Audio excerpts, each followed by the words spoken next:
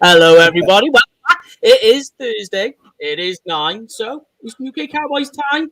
How we doing, guys? Very well, man. Very well. Yeah. Another week without no Cowboys football, man. It sucks. Yeah. And, of course, we've got with us the great and powerful, from Cowboys fans only, the great J-Tuck. He's back with us again. How you doing, brother? What's going on, fellas? How are you guys doing on that side? The frozen pond, because, Cowboys Nation right now, it's snowing in Dallas, so they're not handling the snow too well down there. But here in Kansas City, it's about 18 degrees freezing, got snow everywhere, so schools are shut down, buildings are shut down. So, how's things going on your side? Cold. Cold? All right, cold, yeah. The usual wind and rain. Yeah, it's pretty much like that all year round, to be fair. Yeah, pretty much like the Cowboys season, man. Oh, man. Yeah, changes with the wind. Yeah. Right. But we are obviously to talk about the draft. So I was speaking to you and saying, we got to get you on. It was kind of funny because there's you going, oh, yeah, we need to talk. And then it's like, oh, yeah, do you want to come and talk? It was like, what was it you said? You got ESP, have you? ESP, exactly. I was just going to reach out to you guys like, man, I'm going to link up and do a draft show because last time I saw Paul, that was Thanksgiving game. Man. Of course, things didn't go our way that game. So it's been a long season, but it's time to lick our wounds and get ready for this draft season and rebuild and get ready for 2022. Yeah. Well, that's it. And that's what it's all about. So we're going to look today. Obviously, it's today, the East-West Shrine game, as we're recording this on Thursday. On the weekend, Saturday, then it's the Senior Bowl. Very excited for that one. Already some guys that I'm ready to talk about. It's so excited. I get so excited. I get more excited for draft time than I do Christmas or my birthday. I get too excited. Well, that's because you guys are doing a 24-hour stream, right? Sorry, you're trying to kill me here. You're trying to kill me, aren't you? I did say. I did say let's do all 3 days, but nobody's up for that. Yeah. So, this year we'll be out in Vegas, so I'll probably be up for 3 days straight, man. So you guys can reach out to me. I'll be up ready to go. I like it. I'm checking my bank account right now, Tuck. I'm checking it right now. No, man, come on down to Vegas, man. It's going to be a good time. Like I said, you guys just reach out to me probably like 4 a.m. I'll be all right. Let's go, man. I'm already up. Yeah. I think that's what happened last time. Exactly. Oh, man. Yeah. But we'll get into some news and updates to begin with. Some Cowboys news and then we'll get on and crack on with the show. So we'll hit that and then we'll get on with things.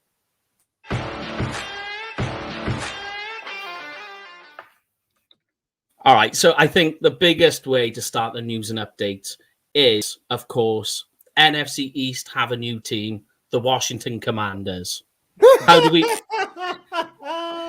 feel about it, guys? It's so bad, honestly. Like, they're not the Commanders, they're the Commies. There you go. like, there's so many things that is so wrong with us, right? One is that they've actually got the years wrong in their logo. Like it's not the year of the Super Bowl that you won in, it's the actual season of that team, right? Because we're the 92, 93, and 95 champions, but they've wrote 1992, 88, and some other year I can't even remember on their logo. And you're like, wait, hold on a minute here. We won it in 92, and you're like, what the hell? And dude, and some of the chants I'm seeing already from some of the fans was horrible. It's a direct copy of the Farmers Insurance advert. It's like, we are our farmers. Commanders. It's so bad. And on top of that, with the copying, they've even taken San Antonio's Commanders. Yeah, from the AAF. and their slogan and their hashtag, take command. What I mean, like, where's the creativity? Everyone, like, I'm pretty sure all the Washington football team all wanted Red Tails or Red Wolves. To be fair, that would sound pretty cool, right? But I like the red tail. I think that's pretty cool. Yeah, I mean, it's better than Commanders. Worst thing about it as well, they're all stood outside the stadium ready for the announcement, and they still managed to throw our team name in there and give us a bit of abuse. It's like, come on, man! Like, it's the biggest thing that's happened in Washington for years, and they still managed to talk about the Cowboys. Yeah, it was a horrible name, man. Like they even had a video that came out of Chase Young, and they were like rating names, and he gave That's right, and he gave it an F. Yeah, and salute to my guy Dave Sturgill. He does great Cowboys content for Chop Sports, and they had known it was going to be the Commanders like way back in like January. I saw that.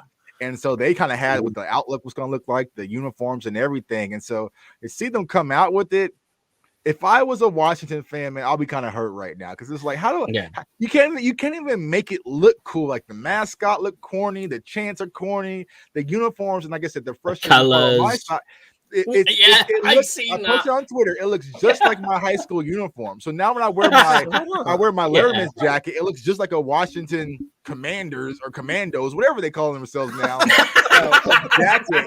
And they had like a bunch of alumni for Washington on stage. And I posted that picture, and people on my Facebook were like, "Oh, I thought you guys were having your high school reunion." I'm like, "No, silly, that's the new football team." So, I show them no sympathy. Though. It is what it is. I think one of the best comments was about the logo on it. They were saying, clip art. Jamie, it's the W right in the front of the helmet. I'm like, that is designed for memes now. You can just put a massive L in that instead. Right. But I don't know about you guys. Like there's some aspects of the uniforms I thought was like pretty cool, but you know what? It gave me a whole arena football vibe to that uniforms. Yeah, like, and I'm just like, I don't know if that. If I was a Washington fan, I'd be raging. Yeah, they would just have to be mad at me. I'm gonna go with the throwback jersey, like I'm wear the Sean Taylor jersey. Like I'm not switching, man. So I mean, because even from that standpoint, the Washington football team, they should have just kept that. Like that was a much better name than what they had, and it was kind of different. But yeah, here they are. I'm still annoyed they didn't take my suggestion because Washington copycats. Right. But here's the crazy part though. They're gonna have to have a good season because of how bad their uniforms and their names are. So they might rebel. It's like those kids that get bullied sometimes. They're gonna step up to the plate. So we'll see. But it'd be very interesting how long Dan Snyder actually lasts in Washington, and if some new owner comes by, whatever, I'm pretty sure he'll want to kind of revamp the whole organization and probably rebrand it again. You know what I mean? Like I can see it happening. I think Dan Snyder's just purposely trying to get it sold now. Funny you should say that, man, because some more stuff's come out about him. And did they go to the Capitol building for summer, and something's come out in the last few hours about something else is being dodgy, and it's never ending, is it? And here's another one as well. It's like, see, so they've been copying things anyway. They took the AAF team, the San Antonio Commanders. They've actually tried to copy us with the whole. Well, technically we copied Tampa Bay, but if that's the case, why didn't they? There was a whole gift waiting for them in a movie reference. Why didn't they go with the Washington Sentinels? You know what I mean? Sentinels are a good one too. Well, I wonder how true is that, because you remember, like last year or the year before, there had been someone who went out and trademarked all these team names, the possibilities to select. So I wonder did that have any impact? Because they said that they were thinking about the Red Wolves, but for some reasons, for copyright issues, they couldn't get it. And I'm just like, oh no, you're one of the most successful NFL teams. Like you could get that registration and copyright if you wanted it. One of the reasons, and I don't know if this is true or not, but if you go into Urban Dictionary and type in Red Wolves, it means something completely different in a bad way. And I think that's where they kind of took a standpoint from that. Maybe so. Yeah, man. Last thing they want is to go from one litigation to right to another. I would like the Washington Flying Prescott, since Dak Prescott owns the team, so like, yeah. They should just say that everybody that has to just call themselves a Washington bitches. That'd be pretty much, man. Well, the joke somewhere I come on Twitter, if you just take the O out and add a U to their name, then it's all right. Right. So, are you guys ready for the definition for this? I think we can say it on this, and it's nothing bad, but for if you're an NFL team, it's pretty bad. So, Red Wolves, according to Urban Dictionary, is a group of gay men hanging out in a gay nightclub. Oh. Okay. So I can wonder why they didn't want to select that. Like, there's nothing against the LGBT community, but they probably want to get themselves into a pickle with that, and so yeah. That's not a good way to go. Yeah. But there we go. But so the Cowboys have got they're going to be up against the Commanders, so against a team whose stadium's falling apart, who are going to charge people for parking and $100 for a jersey. Right? Yeah. It's gonna be interesting to see because I guess they were driving around handing out new merchandise. Like, how many fans are actually going to be in the stands with Commanders? I thought one of the best trolls was from Scooter Magruder. Did anyone see the picture of the USSR the flag?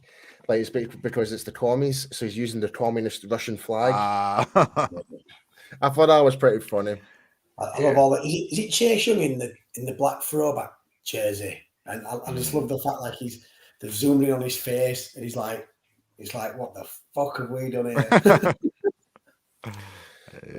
Bomb. But also in other news this week, finally Michael Gallup's having his ACL surgery happen this week, so the clock will be ticking now for him, and I think that makes him about ready for training camp, just about. I think, depending on how bad it is.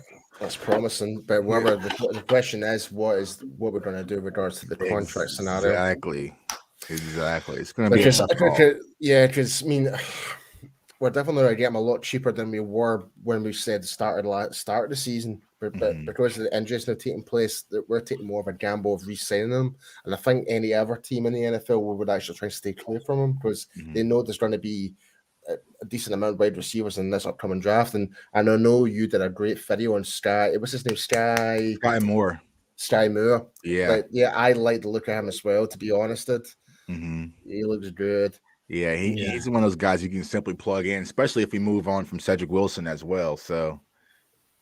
Because I mean, I made the point last week when we were running through, and I said, look, we've got an issue at wide receiver. Would you take a wide receiver? And initially, everybody was like, no way. And it's like, but I was like, O-line, all 7 rounds. But then once you break it down and you go, if you look at it seriously, let's just say, because people are saying what's going to happen with Amari Cooper, he's under contract for next year. So let's play devil's advocate and say that he is staying. If you look at the wide receiver position for next year, it's Amari Cooper, CeeDee Lamb, and Simi Fehoko.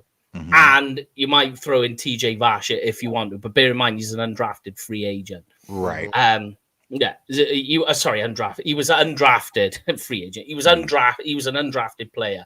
So at the moment, you've only got 3 players on your roster. And then if you say Dalton Schultz walks, that means then your other option is Blake Jarwin as your tight end 1. And once you break it down, you go, that is bad. We need tight end. We need wide receiver. If you start breaking it and going through it, step by step, it's concerning when you look at the weapons, that the skill position players that Dak's going to be playing with next year.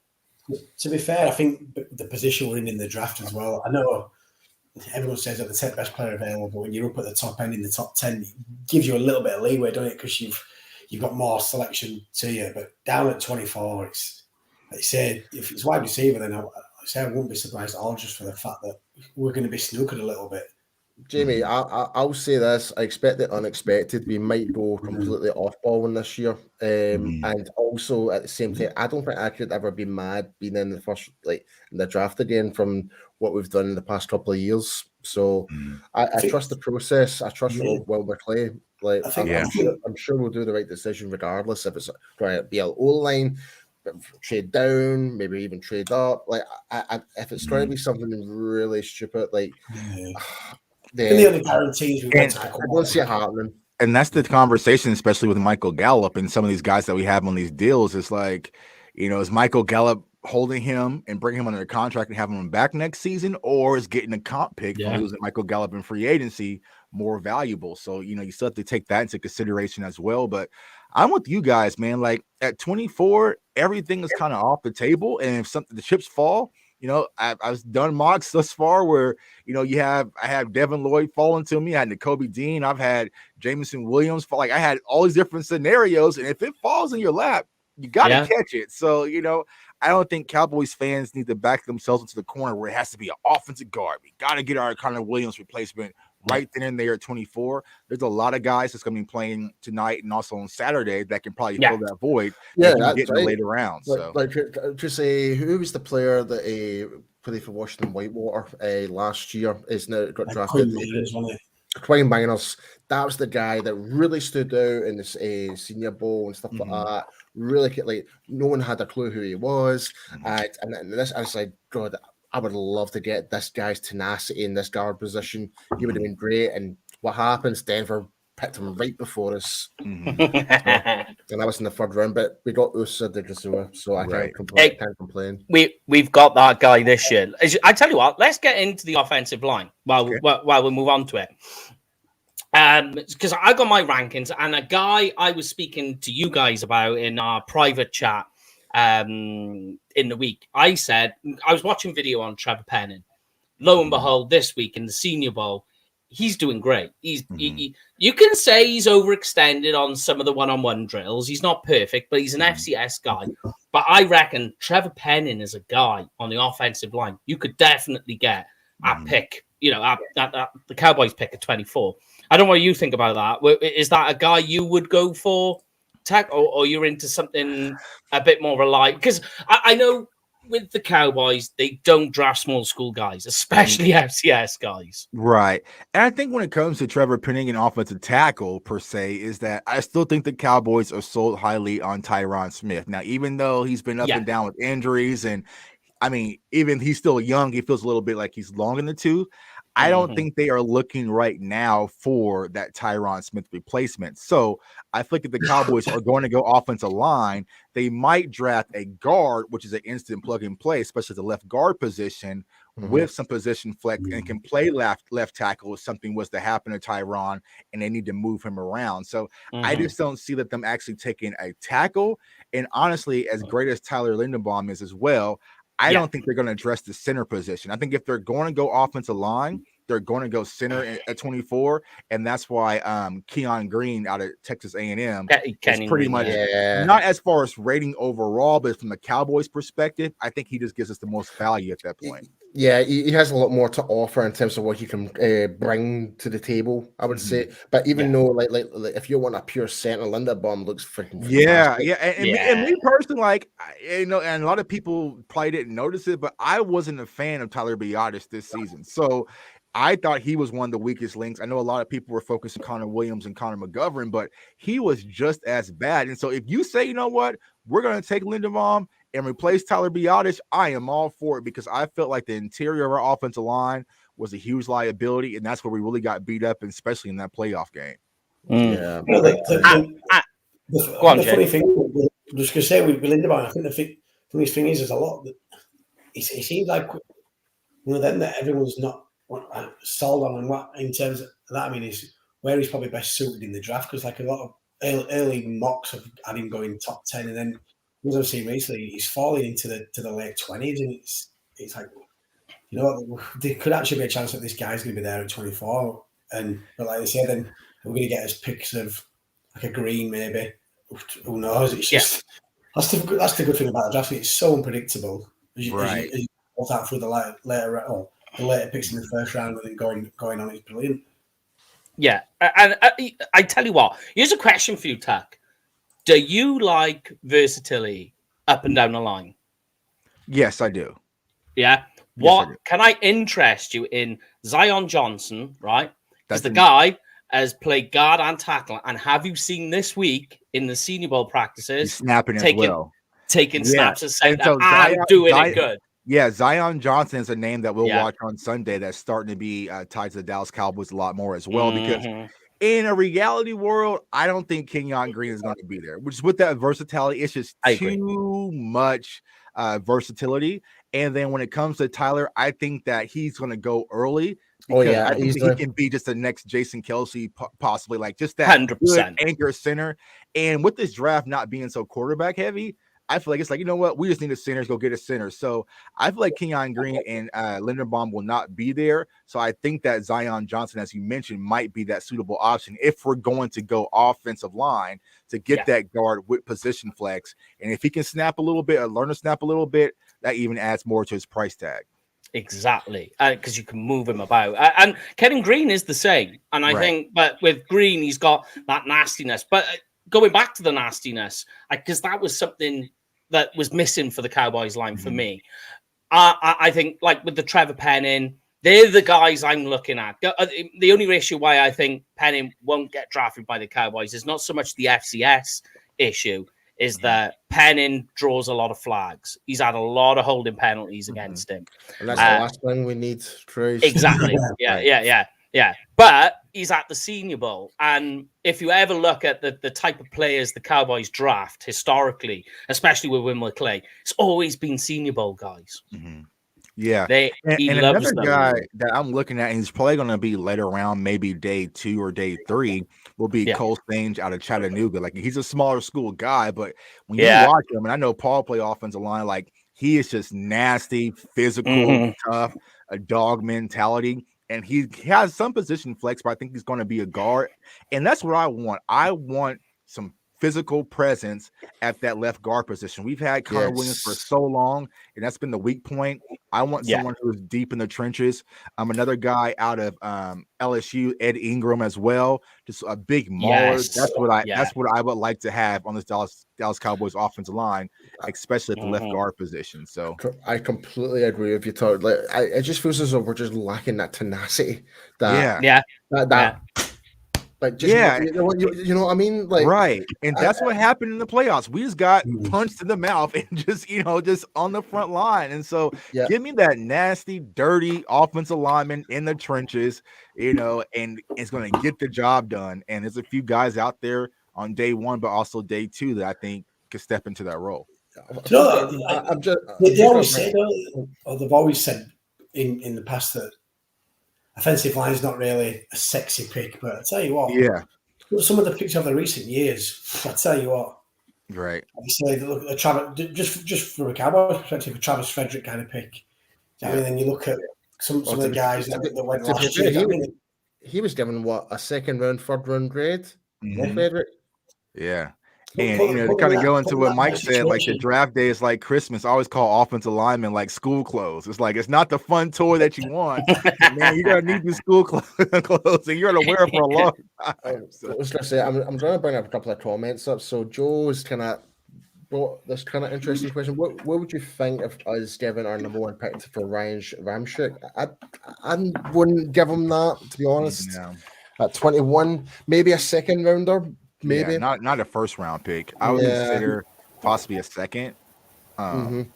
Did I read right today as well that is he having knee surgery to clear up an issue as well? So the last Ryan Ramczyk. Yeah, I could be wrong. If that's the case, then that completely devalues. If he's coming off a knee surgery, he's getting a 5th round pick of that. Yeah, absolutely. He's going. That's definitely devalued for sure. What else do we have here? Kind of unrelated to the draft, but a few comments that kind of came in, and I'm surprised we didn't even cover this, is about the whole Des video talking about tanking games and the whole Brian Flores incident. I mean, I got to give actually so much credit for stepping out and actually calling it out.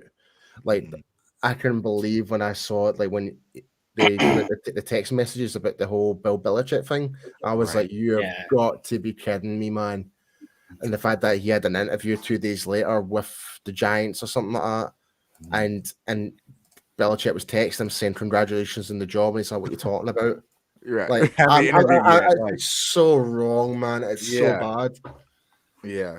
And it is unfortunate, man. I mean, think of the wave of emotions you go through. Like, oh, well, damn, I already got the job. And I'm like, oops, my bad, wrong person. Hey, but good luck tomorrow. Like, like anybody would just feel, what the hell am I setting myself up for? And the fact that he still went on with the interview, because like he said when he did his interview the other day, is that he just hopes to still see some good in the world, that maybe it was just a mistake and, they were going to give him the fair opportunity. But it's kind of heartbreaking to kind of see what goes on to some of these coaches, because you have a Brian Flores who's turned the Dolphins around, but he's going to get canned. And then you consider Kellen Moore, who's never been a head coach, a prime, candidate that you want to consider bringing into Miami. So how do you make it make sense? And there's really no way around it. I know it's not Cowboys related, but I'm still shocked the Dolphins just let him go. I really am. And even with the Giants, even with a press release saying that he was there and he was on the cusp. It was at the 11th hour that they changed mine. I was like, that just sounds like horse shit to me. It's like, come on. Do you know what I mean? Not defending what they say, but if you're going to try and defend it, don't defend it that way. Do you know what I mean? It's like he was there to the last minute now. I'm surprised he wasn't the first coach off the board. Yeah. This year. Yeah. Brian Flores should have been like the number one option. Yeah, definitely. For any team. Like, I'm like, are you pretty kidding me, man? Like the turnaround he did to Miami in the end of that season was actually. And I think. I'm sorry.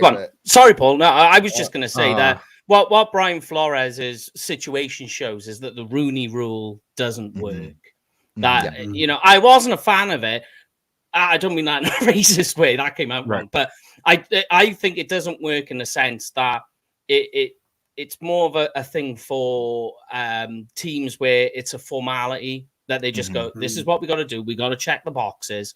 And then the people really that fall victim to it are these coaches like Brian who are traveling. They're paying, they're taking time to travel and do these, take their own time to do these things, to know, or in the back of their mind think, I'm not getting this job.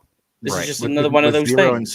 With zero intent. Like, when we interviewed Marvin Lewis, there was no chance in hell the Cowboys were going to hire Marvin Lewis. So why waste his time? Like, personally, if I was an African-American coach, like, don't even call me if you don't even plan to really hire me. Like, it's a waste of time. Like you said, Mike, I'm traveling, taking time away from my family, flying out, preparing, doing all this sort of stuff. And it's like, just to check the box. Okay, next. Like, it's a rule that needs to be. I don't think they even need the rule. I see what they were trying to do, but honestly, agree. I don't think anything changes until the players really come together and say, all right, something is up. Because the owners, I mean, hell, you get extra incentivized draft picks to bring in, a minority coach, and you still won't do it, So the other way you can add on as well is like for in terms of like some coaches out there, it's like how is Eric Berman still like right? Why is he not being picked up as a head coaching candidate for all the success he's done for Kansas City? Right. I mean, just you would think that Eric Bieniemy will be the cream of the crop. Like so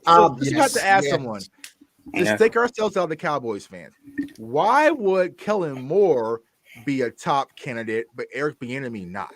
Because people say, well, Eric Bieniemy has Pat Mahomes. Okay, well, you have Dak Prescott. Oh, well, he has Tyreek Hill and Travis Kelce. Okay, well, he has Amari Cooper, CeeDee Lamb, Michael Gallup, Ezekiel Elliott. So, so why, and so it just doesn't make sense. And people will say Eric Bieniemy is a bad interview. This is football we're talking about. Like, it's not like a corporate job where you got to be a politician. Do you know X's and O's? Do you have the resume? He's coached under Andy Reid. If Kellen Moore was swapped and you switch the roles, I guarantee Kellen Moore would be the lead candidate if he was the offensive coordinator of the Chiefs right now. But it's just very unfair. It is. I agree. Just to kind of follow up from that, like with everything that's kind of coming out and stuff like that about with Brian Flores, like he was being told to tank games and stuff like that. Des Bryant came out and actually made his own statement about scenario under Jason Garrett, like why he wasn't being so productive. He was, I think, I'll bring one of the comments up from Valenti here. Blaming Des at the time, said he could not run routes and team was telling him to play same one over and over again. And I mean, I can see where more I think about it, I can actually see, because there was that period of time where Des was just like non-existent, and he was fine. There was nothing wrong with him. I'm like, what's the deal? There's a lot of questions you can throw about. So I don't know what your guys' thoughts are. Yeah, I heard the comments. I don't think that necessarily they were tanking on purpose because of that. I think it's just in Jason Garrett's DNA. Because hell, if you go back to Terrell Owens, it was the same type of conversation. You go to Des Bryant, it's the same type of conversation. I don't think they were deliberately trying to lose games. I just think with their scheme and their thought process. I mean, hell, I looked on my Facebook and I saw a picture of me celebrating that Jason Garrett was no longer calling plays in 2013. And here we are almost a decade later with the same issues going on. I'm just like, nothing has really changed with this team. And I think it's just that Jason Garrett, Scott Linehan DNA was passed on to Kellen Moore. And so we just need to rid house of all of it and get a fresh new perspective offensively. But I don't think that they were deliberately saying, oh, let's go out and lose and not involve Dez. Yeah, I mean, because like I said it during the fan rant, because we always do a fan rant special at the end of the Cowboy season, get it off your chest. And I said, Kellen Moore is Jason Garrett, but in terms of what Jason Garrett would call on the field, the reverse. So Jason Garrett is run, run, pass, run, run. When you watch the opposite of what Kellen Moore, it's pass, pass, run. If you see what I mean. So you see a lot of Jason Garrett in him. Extremely predictable. So come on, Miami. I mean, you need a coach, Miami. Let's do the right thing. Do us a favor. Yeah. So in terms... So I was just going to say, Mike. Come on, Jake. I'm surprised that Byron Leftwich is still not being picked up. And I think we touched on it a few weeks ago when we were talking about coordinators. I can't believe that Josh McDaniels has got another job. He showed in Denver. He's such as a head coach. It was like, come on, like I said, and Byron Leftwich, his time in Tampa has been immense, and it's like, how is he not up at the top of that kind of thing? Because I would give a chance. And just some of the comments that some of the did he not get the some of the players that talk about him, it just shows you that he's commanded respect and he's got a chance of taking a team forward. Do you know what I mean? It's just and then you're giving Josh McDaniels a job, and it's like, come on, man, Josh McDaniels isn't a head coach. Wait, did the OC from Tampa Bay not get the Jacksonville job? But there's rumors. I don't think that he did it yet. I think there's rumors is the I thought it was already announced. There was something with the Jacksonville Jags that he don't want to work with the GM, does he? Yeah, because he wanted to bring his own GM or something like that. Okay. The GM that's currently there wants the new head coach to pretty much do the GM job. So the GM is it? I don't know if is it Trent Baalke can then be hands-on with players and be on the field for training and stuff. And he's like, no, if you bring me in, do it my way. You're not, you know what I mean? No one would want that situation, especially with how dysfunctional the Jags are at the minute. You know what I mean? True. But moving it back to the Dallas Cowboys, though, I know we went off on one there. Here's one. You're all right. Here's one for you, though. I don't know if you've watched it, and I mentioned it today to the boys. I don't know if you've seen it, Tuck. Did you see Daniel Falele get absolutely... I mean, he was forklifted, and this guy's 387 pounds, forklifted by a linebacker. I did not. He flat on his back, and it wasn't a speed rush. It wasn't like any fancy move. I mean, the guy just literally got lower than him, forklifted him, and dropped into the. And I'm trying to find out who that linebacker is. You know, like sometimes when you watch tape. So was it at the Senior Bowl? Yeah, at the Senior Bowl practice. Yeah, I think it was yesterday. So was it Jermaine Johnson from Florida State? I'm not sure. Because I've only just seen the emotion of it on like a just a repeatable video. So I'm trying to find out who the guy was. Jermaine Johnson has been floating around a lot of clips online, so I want to say it may have been him. I'm not sure, but it was. I watched it and I was like, oh my god, he just lifted up nearly a 400-pound guy, and he literally threw him like an empty tracksuit. I think it was my guy. Let's see here. It's a hell of a. It was just straight up power. But going back to the Falele talk, because some people are saying, is that a guy? And for me, I don't know what you think about this. For me, I think Falele is more of a second-round guy. Yeah, I would say so. Basically looking at the way, his movement skills and like one of the things I think when you think of the Dallas Cowboys offensive line, and we'll move to the defensive line in a sec, but when you think of the Cowboys offensive line, it's very athletic. That's the way I see it. They like their faster, rapid guys. You know, it doesn't matter your size. You just need to be athletic enough.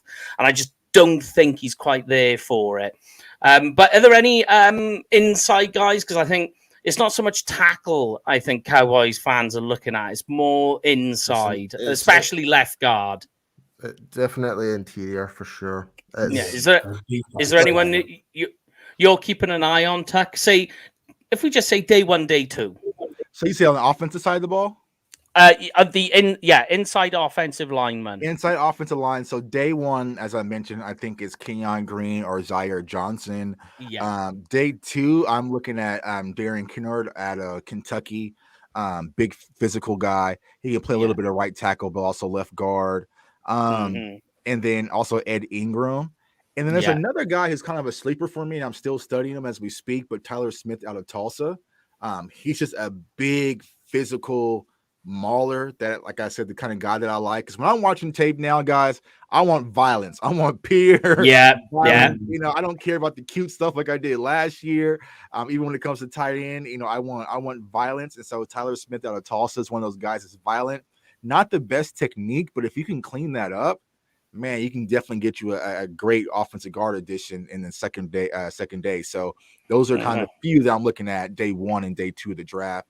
That's Kenyan Green, Zion Johnson, Darian Canard, Ed Ingram, and Tyler Smith out of Tulsa. And I'm glad you said Ed Ingram, because I've actually got him as my third inside offensive lineman watching him, more because of his pass blocking.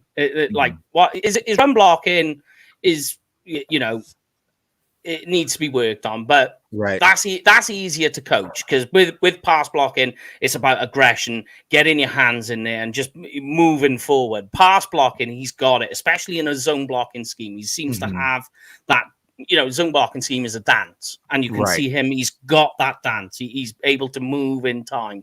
And I'm glad you said it, Ingram, because I put him as third. And you know what you do? You think, all right, yeah, he's my third, and you go and have a look, and you go through the list, and you're like, man, most of these people have got him like fifth round. What am I seeing that nobody else is? Yeah. and that's the tough part about draft, because like you don't know the intangibles. Like, is there some injuries out there lingering? You know, because last year we kind of get hit hard on the medical. So, you know, but yeah, I like Ed Ingram. I think that he'll be a day two guy, second or third round, and that would be a huge steal. And you know, playing in the SEC, so you know, you can't argue. I know you shouldn't scout the logo, but but the type of talent you're playing, like you're playing in the trenches of the SEC, and so it definitely makes it different. You know, when you're playing against Georgia, you're playing against Alabama, like it's a battle. Yeah, they got big guys in the middle that want to try and crash the line. Go on, were you about to say something in there, Paul? Yeah, I'm just looking at the top prospects coming into the draft and stuff like that, like and the guard position, and I'm just reading up all the summaries and that, and one of the ones that is standing out to me is Darian Canard from Kentucky. Yeah, Canard is nice. Like, even though he's played quite a lot playing at tackle, but they reckon he'll be more utilized as a guard, and in terms of his run blocking, he's got a high grade in his run blocking schemes. Yeah, I think it's like run 350 pounds too. I think it's like 350, 355 or something like that. So and that's big nasty sound. Yeah. That's what I like. He's 6'5", 346. 346, yeah. So that's a guy I'll be looking into. Because I'm very selective when it comes to, if there's a player that stands out to me, I like to, like for example, Neville Gallimore. That was one of the guys. I've been scouting that guy for God knows, and when we drafted him, I lost I lost it. But going back to the point of the SEC, you know, you're saying you like him. There's a guy from Kentucky again in the SEC playing deep in the trenches, and you know, I'm just going through my notes I made on him, and he's scheme versatile and really red hot in the run game and play action. If you've got him in a play action offense, he absolutely thrive. Right.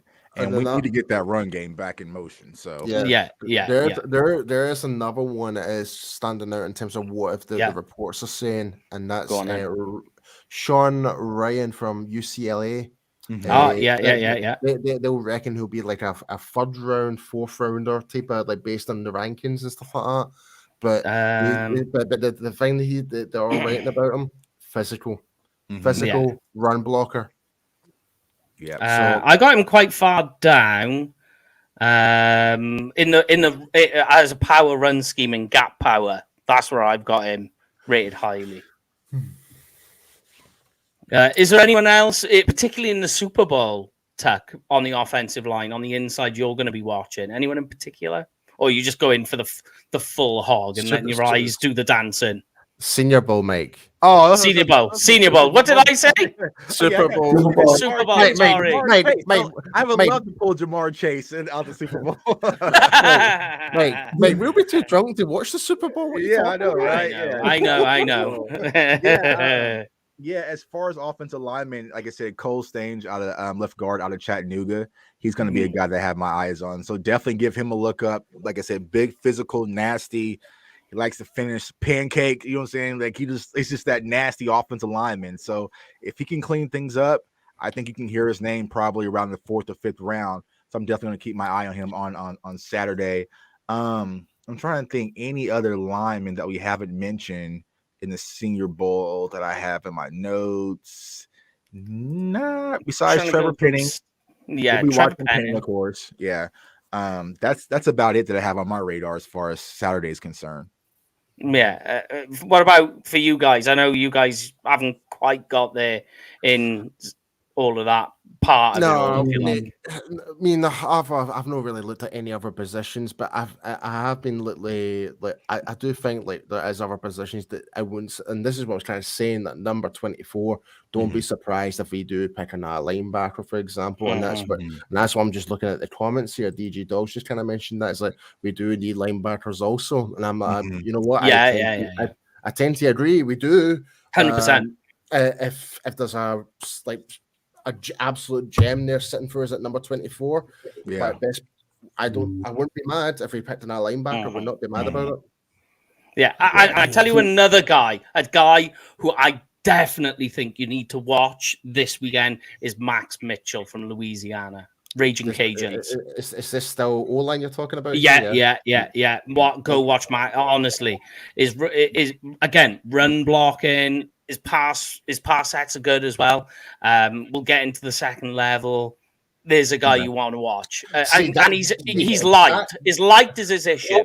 He's like only just over 300 pounds.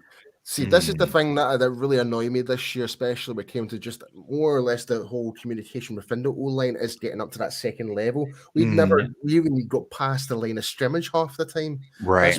That's why it really annoyed me. So if we can get O-line that is like nasty, in your face, they can actually make a block and actually get upfield to make even additional blocks. What more can we want? So let me ask you guys, because this is the scenario amongst Cowboys Nation about moving Lyle Collins back to left guard and then kicking Terrence Steele to right tackle. Would that change your mindset about needing to draft a guard or interior guy at 24? Yes.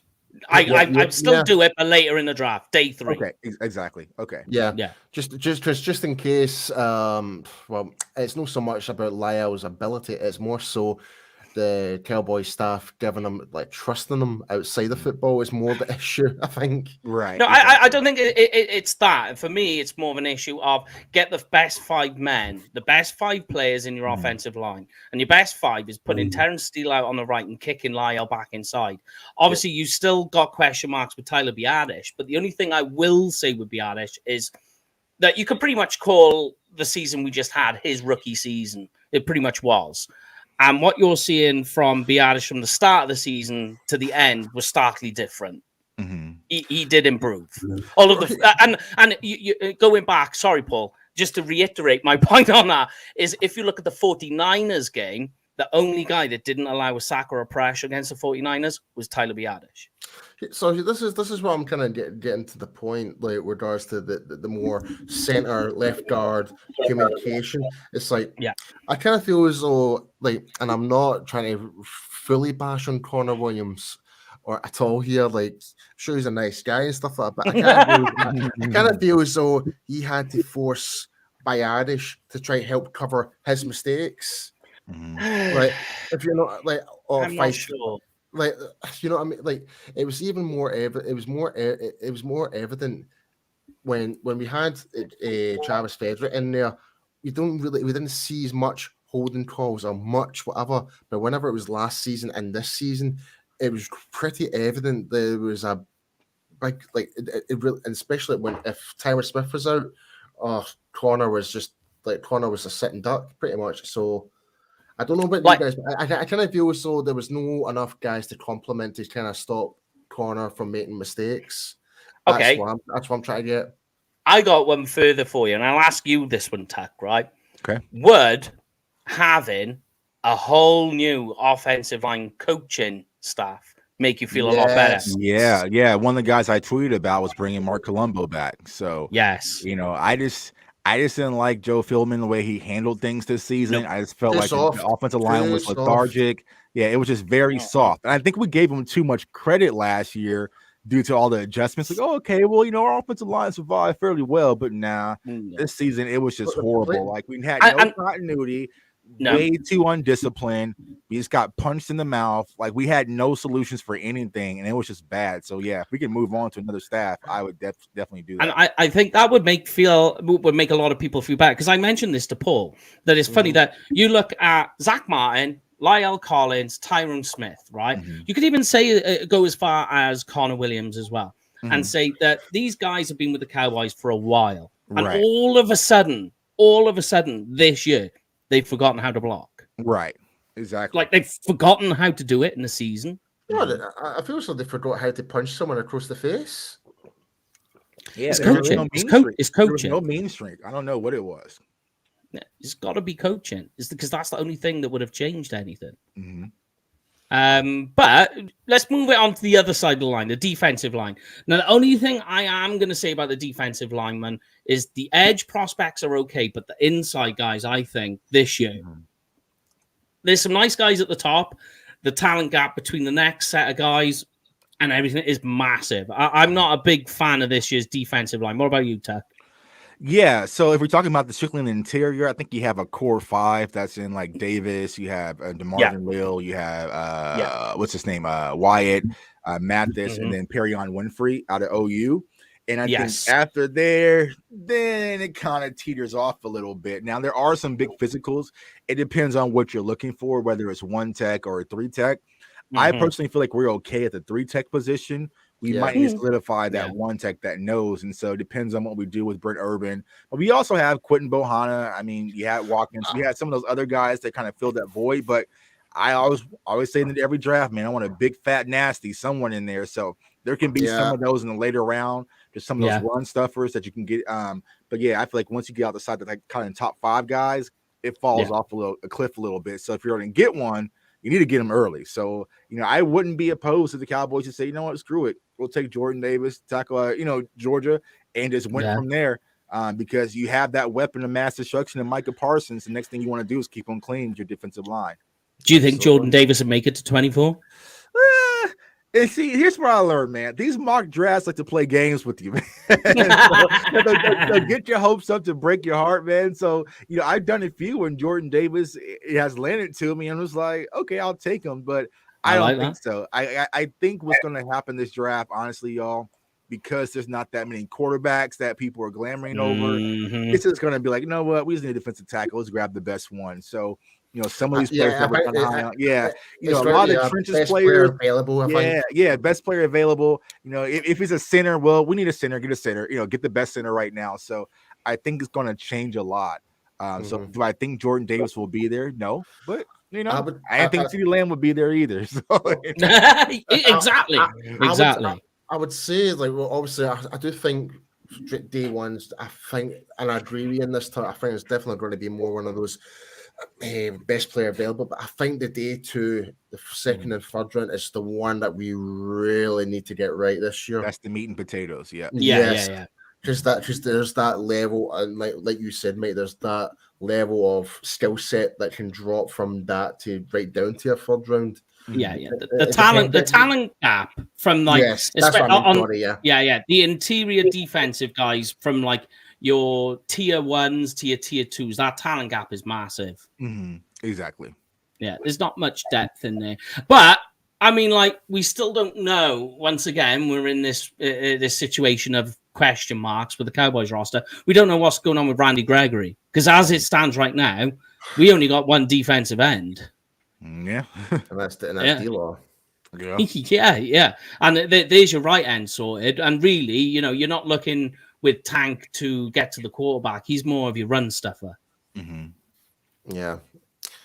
It's I think it's quite open for free for all pretty much this year. Besides, I don't think there's going to be any much discussion about drafting tight ends or anything like that in the first round. That's unlikely because I don't think there's much. I don't know.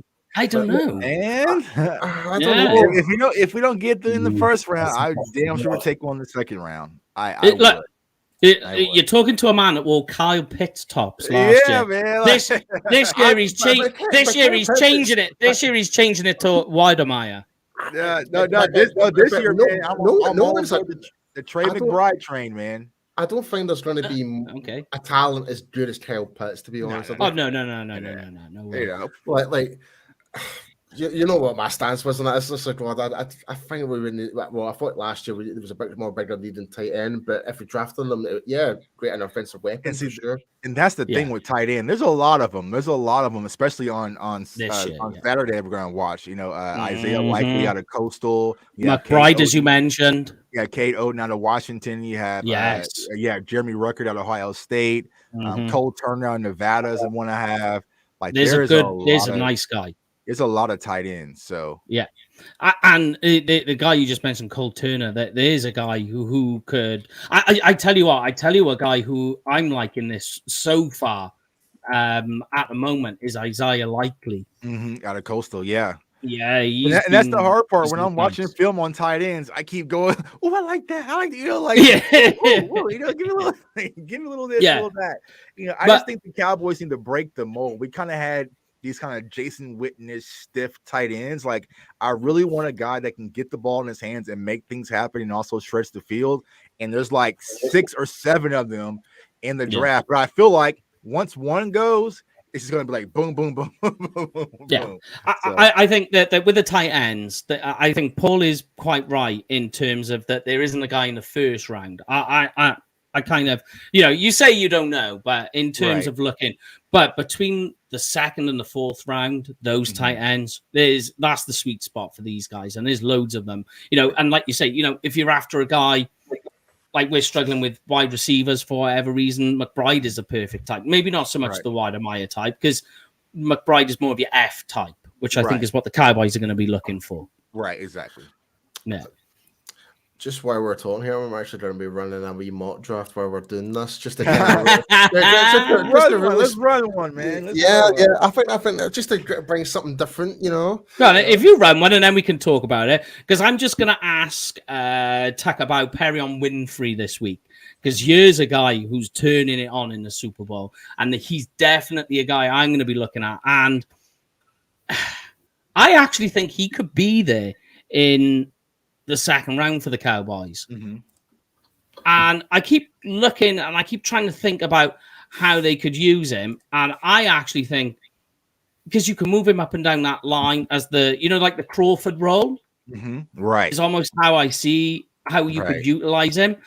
And that fills a massive gap on the defense. Because what I'm trying to do is everything I'm thinking about at the moment on the line is, especially with the defensive lineman on the inside, not so much the edge, and the linebackers, is trying to keep our number 11 free to do what he does best. If you keep him as your defensive playmaker, this defense is ready to explode.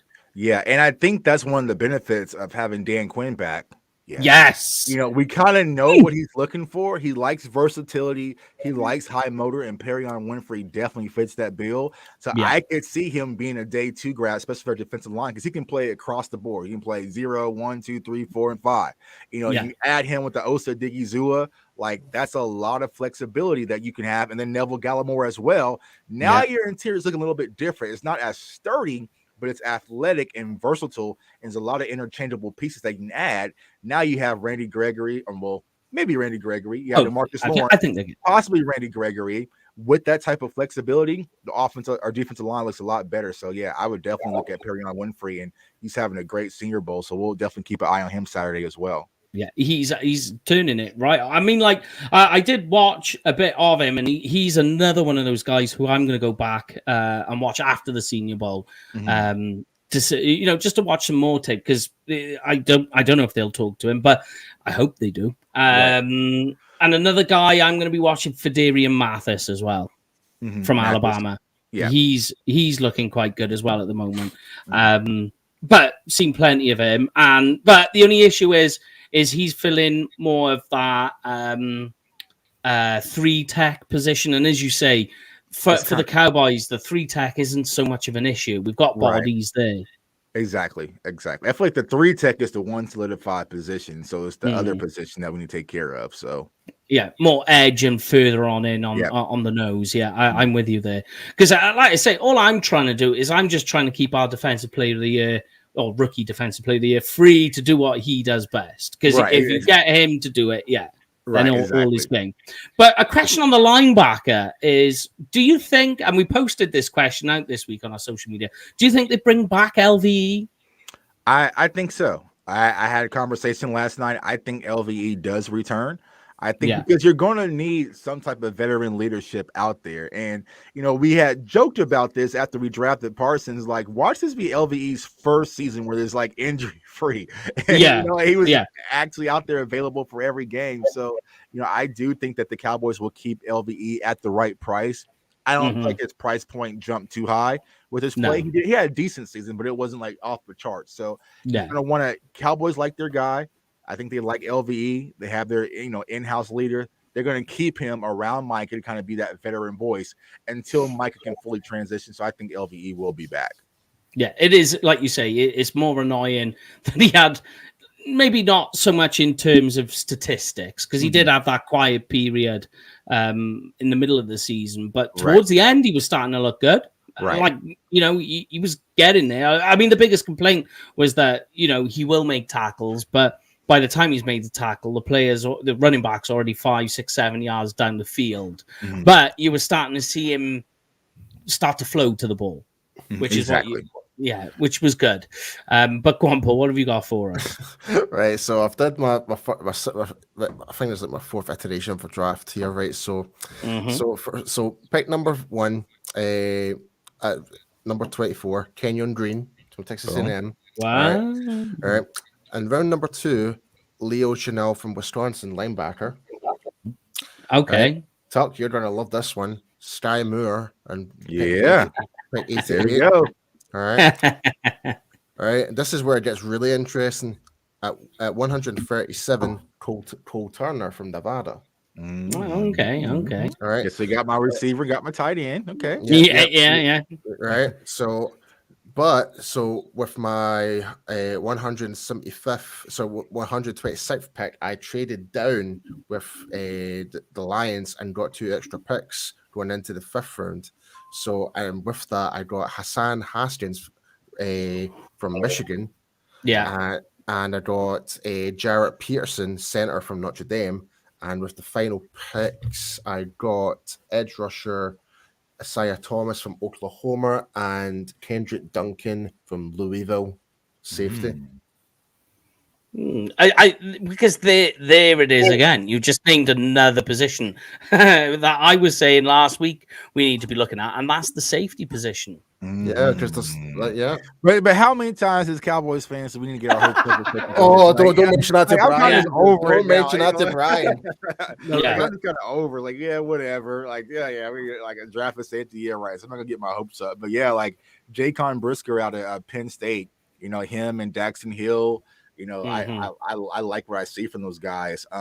Another guy who's kind of a sleeper that I got my eyes on is what's his name, Marquise Bell out of Florida A&M. So definitely look him up. But he's going to be a day 3 guy. But he kind of has some J-Ron curses, in him. So he kind of has that tall, lanky frame. So if we do, unfortunately lose Curse, then we even kind of plug that guy in. You got Bubba Bolton from Miami. And then also one of my favorites from Cincy is Brian Cook. It's a hard-hitting, just ball hawking safety. So there's a few guys out there, but I give up. I don't care. Like wake me up when we draft. Thank you, man. Because I'm not falling for that trick. I had my eyes all glued to Trayvon Morg last year, and then it was just like, oh, we just jumped them and took him, and right in front of you. Eat that, Cowboys fan. But here's a guy who I was looking at who is a carbon copy of J-Ron Curse. Because bear in mind, J-Ron Curse, I'm not sure I hope the Cowboys do sign him and keep him at a nice, a reasonable deal because he's your perfect tight end killer. But there is a carbon copy of J-Ron Curse. I've put him in my comp as J-Ron Curse is Smoke Monday from Auburn. And you can get that guy day 3. Just like J-Ron Curse. J-Ron Curse was like, what was he, a 6th-round pick, 7th-round pick? Yep. He was literally, right down the end. But Smoke Monday, there's a guy who he's going to come down as your rotational safety that can come down and play in the box. Bear in mind, the Cowboys weren't even looking to use J-Ron Curse that way that they had at the start of the season. He just turned out that way. But this guy, if you go watch tape is tape on Smoke Monday, you'll go, oh, there's J-Ron Curse. Okay. Exactly the same. I just wrote him down, so I'm gonna go check him out. So that's look at it. The film and really crunch him down. But I think that type of player is what the Cowboys could be looking for as an emergency plan, just in case things don't work in their favor. So yeah. And the only trouble with Smoke is that he needs to put some strength on. Right.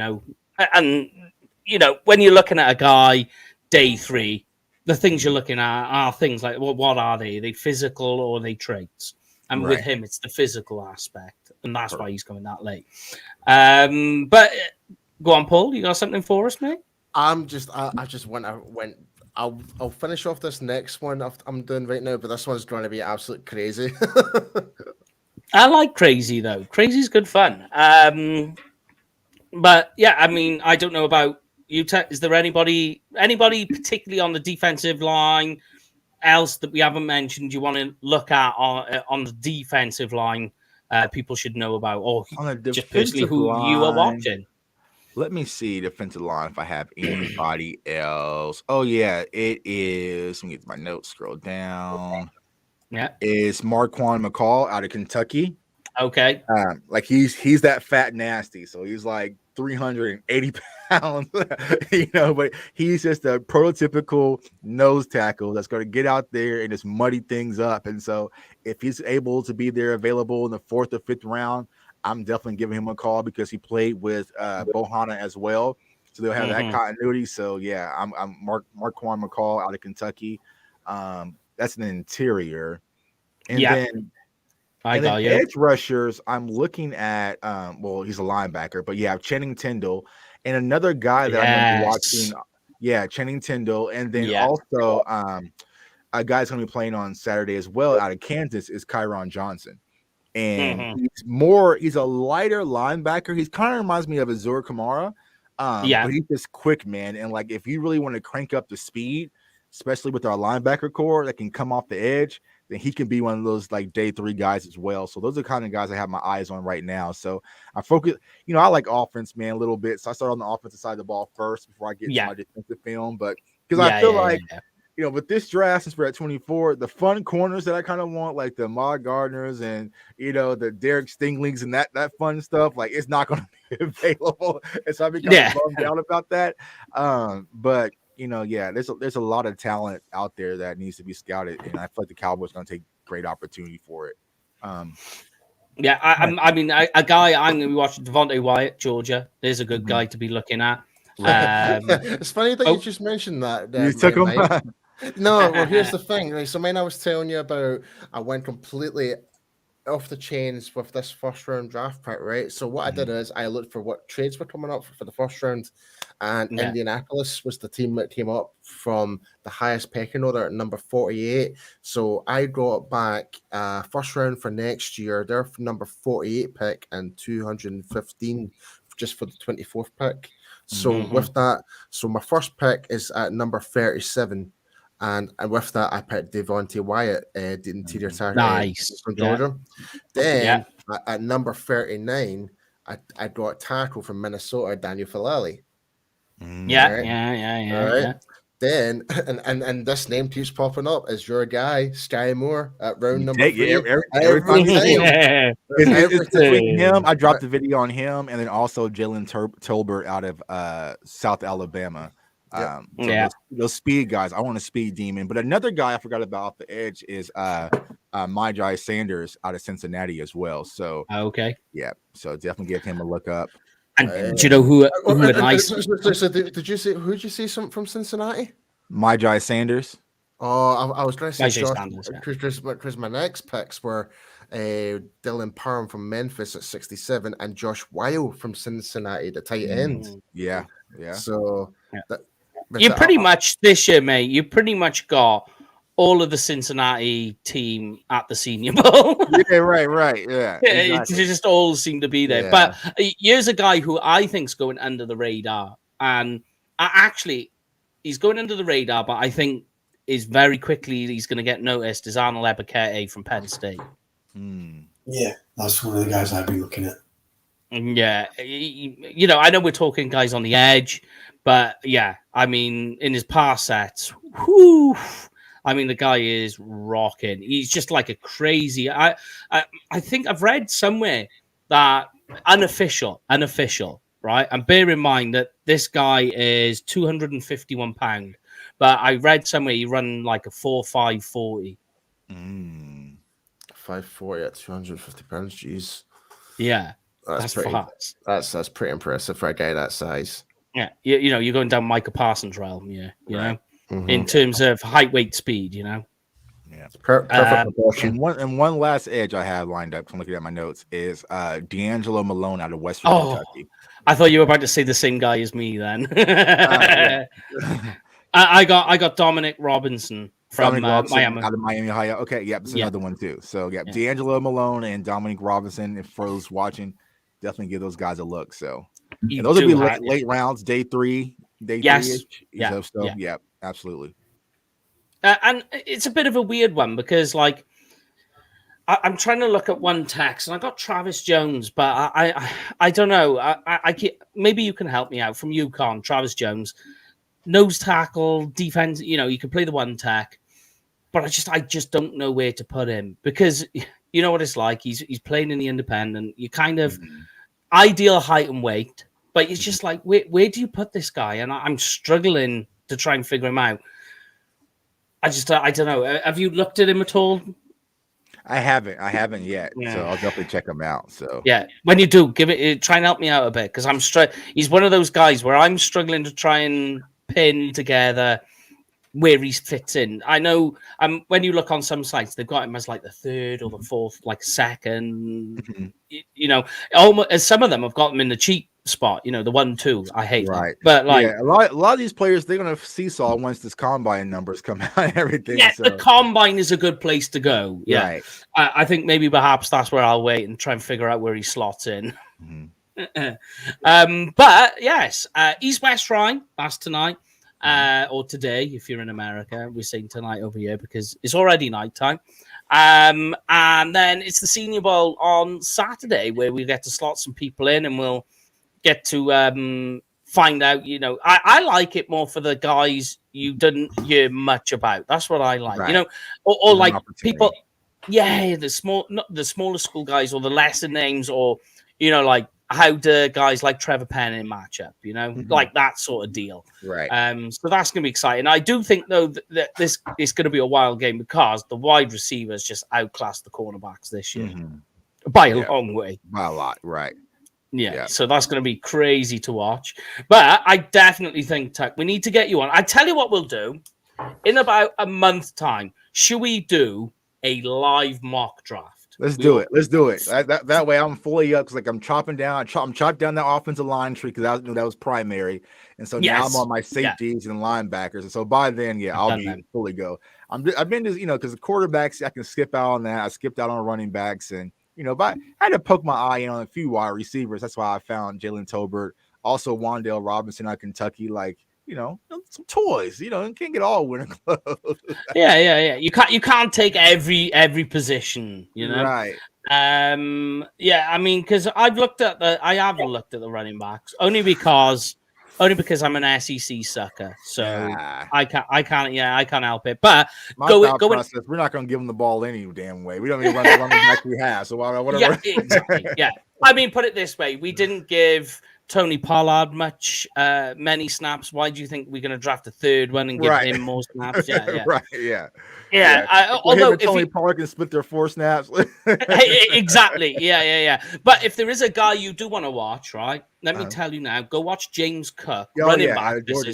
You know, I know James Cook. I'm a Florida State guy, so I'm very familiar with his brother. So Exactamundo. That's what I was going to say. You know his brother. He's playing a high rate over in Minnesota, and this guy.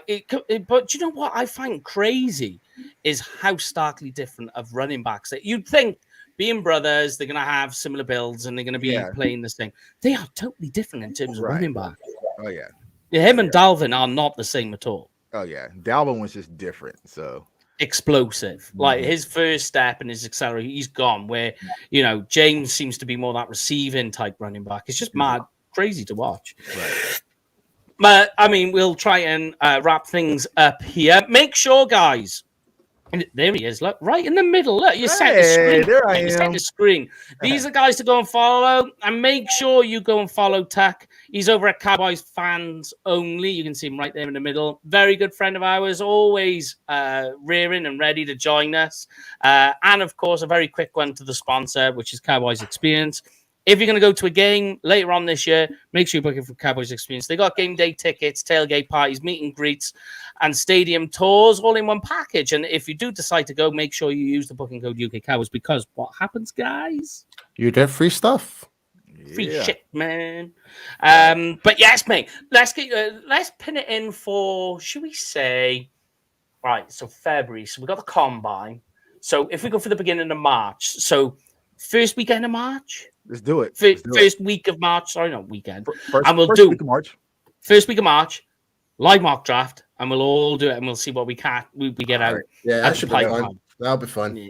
Yeah. Go. Who's going to have the 24th pick, though? Because we'll have to run. Ooh. Talk about having a pick under the microscope.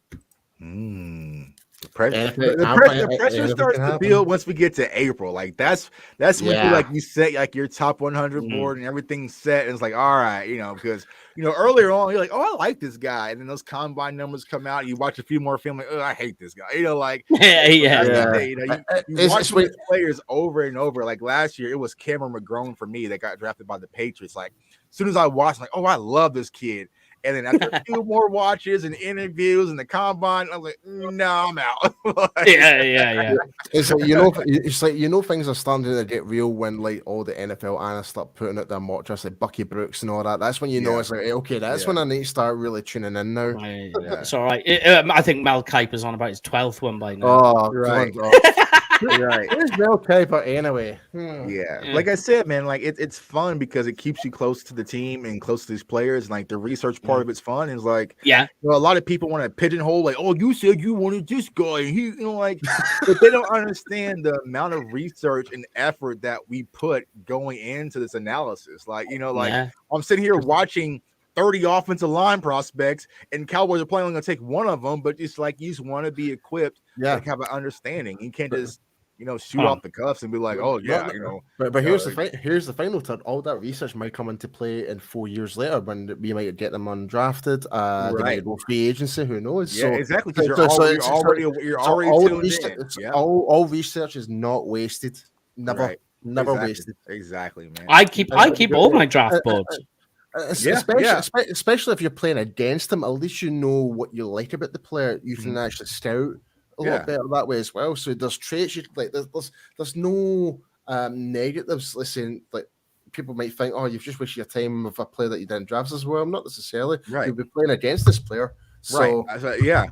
So there's. I already know it makes it easier. I'm doing the homework now. Exactly. Let me just so you can see. That's how my board's going. I'm like basically, I'll try and get that. There we go. What are you trying to do? Sharing my screen for my draft board so I can show you how I'm putting it together. It's coming together slowly. But But it is. Hold on, 1 minute. Everyone has their process. There you like, go. For me personally, I break it down. Ah, man, you're organized. I am organized. I told you about my draft. I told you about my draft board. How do you do all that, man? I need to get with you, man. My stuff is. I just figured out how to get my notes off my phone and. Wait! Hover over that? What the hell? Yeah, they're my scouting notes. How the hell is that? Is that in Excel? Yeah. I just do it all on Excel. All right. I tell you what, when the combine's finished, because I got to see over here. This is all my combine numbers, and these are all my comps. So once I get my combine numbers in and I jiggle them all about, I'll share it with you. All right, man. I'm gonna steal that idea. Like I said, my process. Yeah, you like that? Yeah. I have like wide receivers on this pad. I have like defensive line on my phone. I have offensive linemen on my computer. Like I need to get organized, man. And have one shared folder. Yeah, and I'll put like stats in there, and then you got my scouting notes in there, and my comps. Well, I do that, and at the moment there's about 500 players on you. One of those kickers, punters, so 450 players on there. There we go. I'm about to catch up, man. Now I gotta go back and do my homework now, man. Yeah. Color coded and everything. You know, no. These people see me on shows and like you ask me about a prospect, I'm pulling out my phone like, okay, who's man? So we'll get there. We hear these players' names so many times, it'll just be like second nature. Oh yeah. You know, so. You see, you got put notes in there, but don't worry about that. But they scouting notes on quarterbacks always take up the most space. Yeah, mate. I think Chris is actually asking you a genuine question here. Do you actually sleep? Nope, that's probably going to do a 24 hours. But no, like I got my draft board for 23 almost done. Yeah. Let me just we go. Move that, man. But like I say, once a combine, I told you, mate. I told you that they're detailed. I tried telling you before. I genuinely thought you had it done like any other person, have it written down on a piece of paper. Mate, you don't go to the Scouting Academy to do it on a piece of paper. I'm right here like, who'd you ask about Dave Cook? I mean, unless I send it to you guys as it is now, it's not complete, and I'm not happy with it because I fucked a couple of scouting reports up. I was telling language. Sorry, I messed a few. I messed a few of the scouting reports up, so I got to sort of jiggery pokery it a bit more, get a bit more correct, and then I can send it to you, so it saves you the effort. Yeah. There we go. See how that works? Friends together, look, friends. We're in this together. Jamie looks like he's falling asleep. I thought he was froze.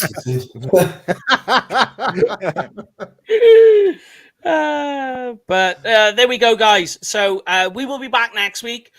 We got Brad Sham joining us from the voice of Cowboys, coming over to talk to us. Maybe we can get an inside scoop.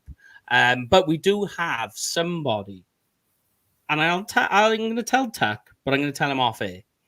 We've got somebody from deep inside the Cowboys staff office who are going to join us during this offseason to talk a little scouting. And I've given it away there. If you could pick the words out, there was some words in bold, italic, underlined, and you'll be able to figure it out. But that is it from us this week. Join us over the weekend. We're going to talk Senior Bowl. I'll be putting more information on my very tidy draft board. And then we'll see you next week. But until then, guys, I'll let these guys finish up. Make sure you follow Tech, and we'll speak to you all again over the weekend. See you later, guys. Have a good one. Peace out, guys. Yeah.